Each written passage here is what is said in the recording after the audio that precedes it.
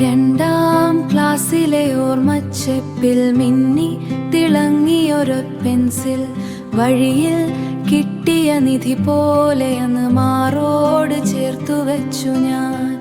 4 വയസ്സിനു മൂപ്പുള്ള ചങ്ങാതി ചുറ്റും കൂടി ഉപദേശിച്ചു, മുറിക്കാം നമുക്കിതിൻ പകുതി പകുതി രഹസ്യമായി സൂക്ഷിച്ചിടാം.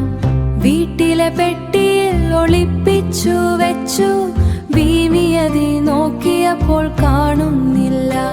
ചേച്ചിയുടെ ബോക്സിൽ കണ്ടുപിടിച്ചപ്പോൾ കരഞ്ഞു വാങ്ങിയതൊറ്റ പകു. പക്ഷേ പകുതി നൽകാൻ മടി തോന്നി. ചങ്കിച്ചറോട് ചൊല്ലി ഉഷയുടെ പെൻസിലാണിത് എന്നറിഞ്ഞു.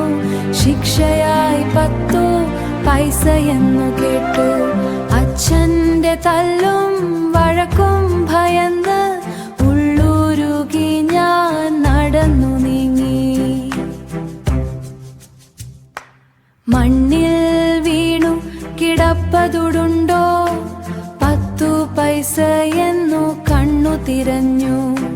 ടീച്ചർ ചോദിക്കുമ്പോൾ നുണകൾ പറഞ്ഞു. പോക്കറ്റ് കീറിപ്പോയി, പൈസ പോയി. സ്കൂളിനു പിന്നിലെ മരച്ചുവട്ടിൽ ഒറ്റക്കിരുന്നു ഞാൻ തേങ്ങിക്കരഞ്ഞു.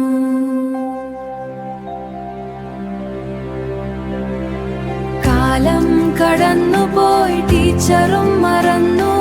10 പൈസയുടെ കടവും തീർന്നു.